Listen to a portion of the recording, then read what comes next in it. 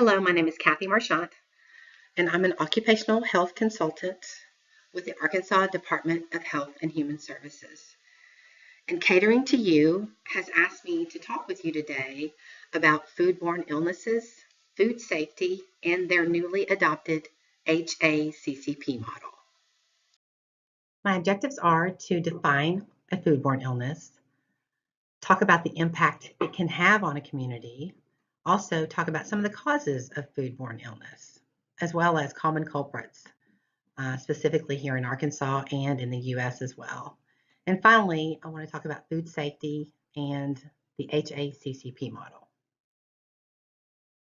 Okay, so what is a foodborne illness? Well, the USDA defines a foodborne illness as a preventable public health challenge often caused by consuming contaminated food or beverages and is frequently referred to as food poisoning. The symptoms often include nausea, vomiting, abdominal pain, diarrhea, fever, and even chills. The onset of symptoms may occur within minutes to weeks and often presents as a flu-like symptom. And because of this, the person may just think they have the flu or a bug, and they don't actually go to the doctor, when in fact, some of these foodborne illnesses can be extremely severe and even life-threatening. Okay, so as I mentioned, in some cases, contracting a foodborne illness can be life-threatening for some populations. So that begs the question, who is at risk? Well, everyone's at risk. In fact, more than likely, each of us has experienced a foodborne illness or food poisoning at some point in time in our life. Usually, we had an upset stomach or diarrhea, and it usually lasts only 24 to 48 hours. However, there are some populations that are vulnerable or at greater risk, and these include children, infants, mainly because their immune system is not strong yet. They're just building up their immune system.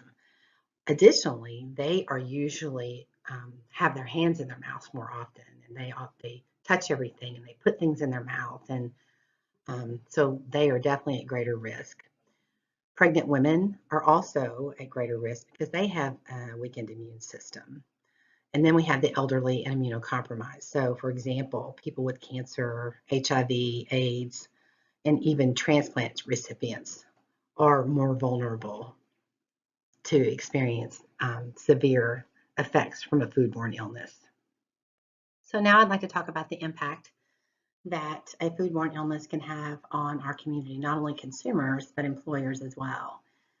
And as you can see in the graph below, the cost to the U.S. is over $6 billion per year.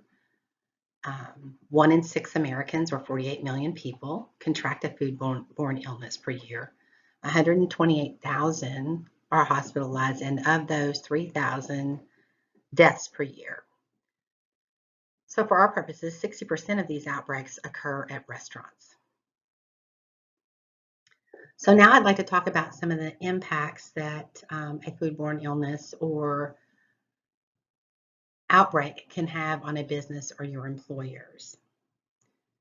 Foodborne diseases are challenging for America's employers, from rising healthcare costs associated with treating the foodborne illnesses to lost worker productivity.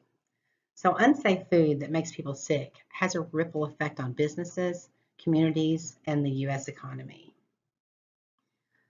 Some of the negative effects can be loss of customers and sales, negative media exposure, lowered staff morale, lawsuits and legal fees. For example, KFC, Kentucky Fried Chicken, had to pay over $8 million to a girl and her family who suffered significant brain damage after contracting food poisoning from one of their franchises.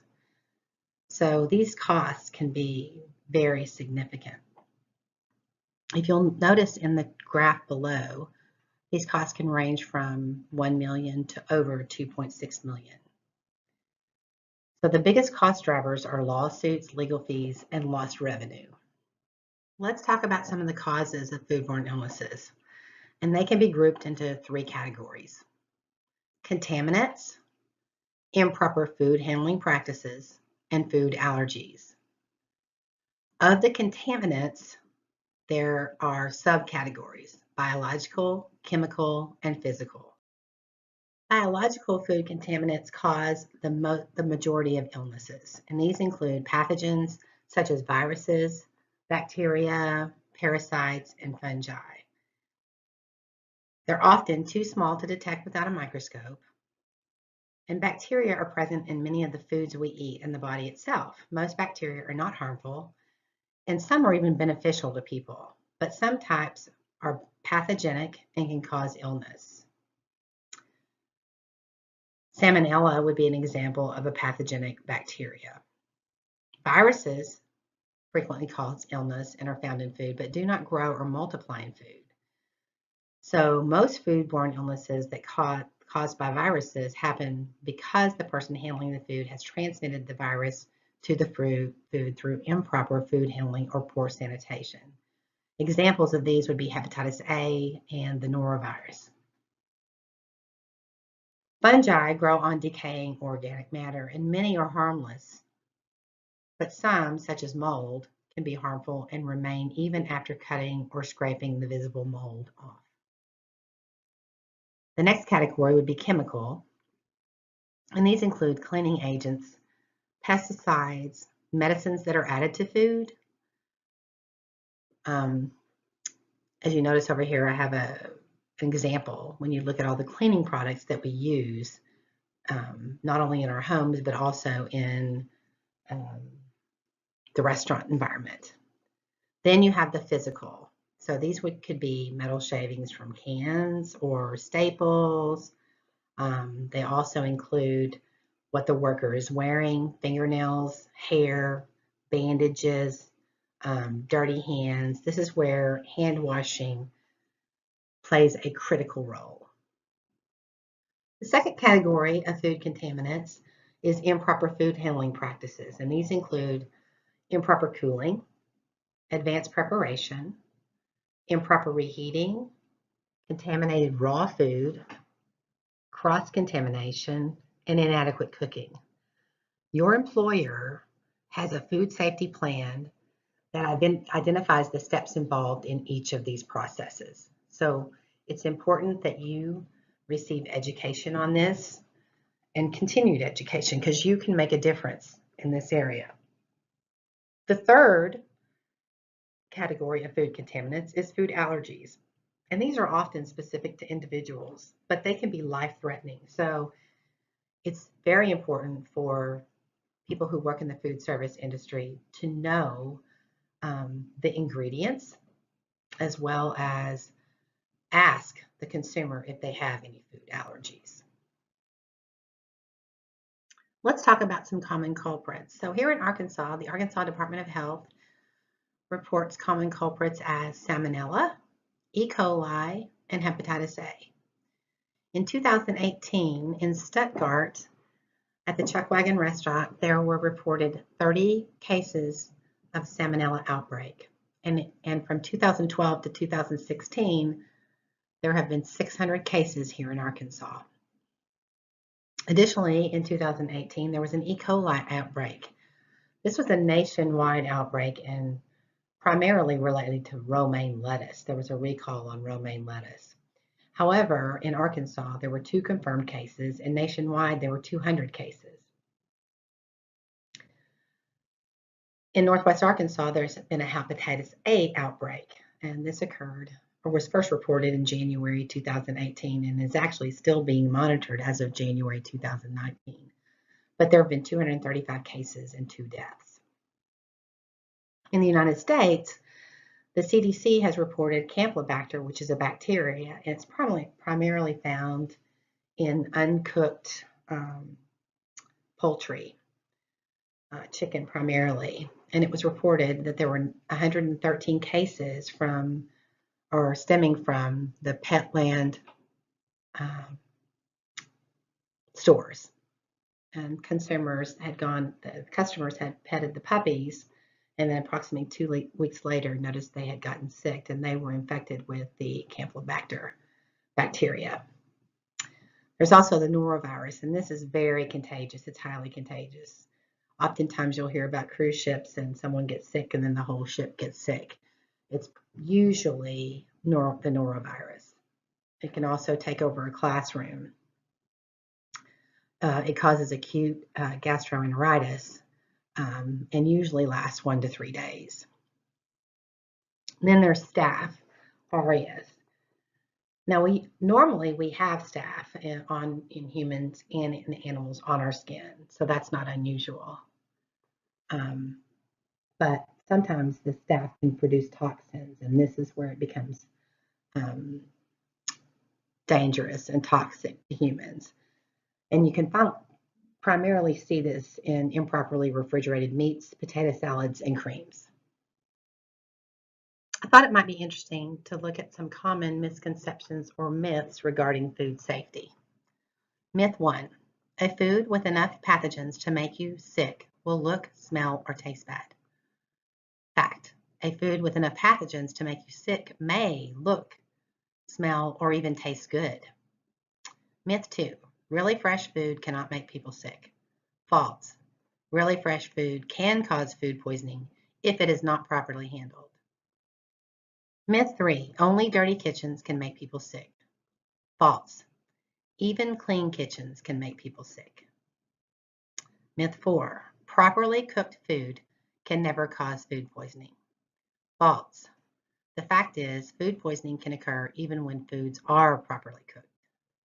So now I'd like to talk about food safety. What is food safety? According to Wikipedia, food safety is a scientific discipline describing handling, preparation, and storage of food in ways that prevent foodborne illness. There are several food safety regulatory bodies. One is the Occupational and Safety Health Administration, or OSHA. Although OSHA doesn't set any specific safety regulations for restaurants, it does observe the General Duty Clause. And in the General Duty Clause, it requires employers to maintain a workplace free from recognized hazards that are causing or are likely to cause death or serious physical harm to employees. Although OSHA does not set many OSHA regulations that cover types of work environments and activities found in restaurants, the General Duty Clause does require machine guarding that protects the machine's operator and other nearby employees. So for restaurants, this regulations would apply to food preparation areas where commercial machines are used for slicing, chopping, mixing, or grinding food. So machine guarding can include the use of barriers to prevent an employee from coming into contact with the moving parts, such as rotating blades. The employer should also ensure that employees are adequately trained to use the machines required for their job duties. Another area where this would come into play would be restaurant owners must provide appropriate protective equipment for employees. So for example, kitchen workers who are involved in food preparation might be exposed to cutting and laceration hazards using knives and handling sharp blades. So in certain circumstances, it might be necessary for the employer to provide Kevlar gloves or protective gloves as hand protection to comply with OSHA regulations. Additionally, OSHA has established guidelines for safety and health programs. And these recommended practices are built around 7 core elements that make up a successful program, and that they include management leadership, worker participation, hazard identification and assessment, hazard prevention and control, education and training, program evaluation and improvement, and finally, communication and coordination for employers, contractors, and staffing agencies. The FDA also plays a role in food safety regulation. They have the Food Code, which provides a scientific standards and guidelines, as well as food safety and inspection service. The Food Code includes temperature standards for cooking, cooling, refrigerating, reheating, and holding food. And it also recommends that inspectors visit restaurants every 6 months. While the Food Safety and Inspection Service educates consumers about the importance of safe food handling and how to reduce the risk associated with foodborne illness. The CDC, a division of the Department of Health and Human Safety, plays a role in safety food regulation as they engage in surveillance and investigation of illnesses associated with food consumption in support of the USDA and FDA regulatory missions. So let's talk about HACCP and how it relates to food safety. Hazard Analysis Critical Control Points, or HACCP, is an internationally recognized system for reducing the risk of safety hazards in food. So basically, it's an individualized food safety prevention plan. It incorporates the OSHA recommended guidelines for safety and health programs. It consists of 7 principles. 1, to conduct a hazard analysis. 2, to determine critical control points. 3, to establish critical limits. 4, to establish monitoring procedures. 5, to establish corrective actions. 6, to establish verification procedures, and 7, to establish record keeping and documentation procedures. This slide just shows an example of identifying critical control points for the different processes. So now I'd like to summarize. We defined a foodborne illness. We discussed the causes of foodborne illness. We've talked about some of the regulatory oversight bodies. We've also defined food safety and talked about and defined the HACCP model and what you can do to help. Now I'd like to share some of my references, 2 pages.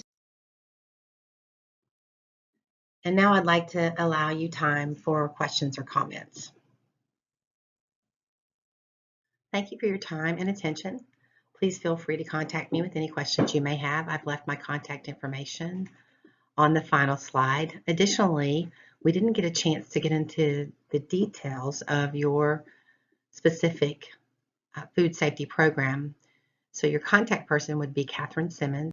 She is your HACCP program manager, and she can be reached at 501-614-9030. You can also find information at the Arkansas Department of Health. I've left their website information, as well as the Occupational Health and Safety Administration. Again, thank you for your time.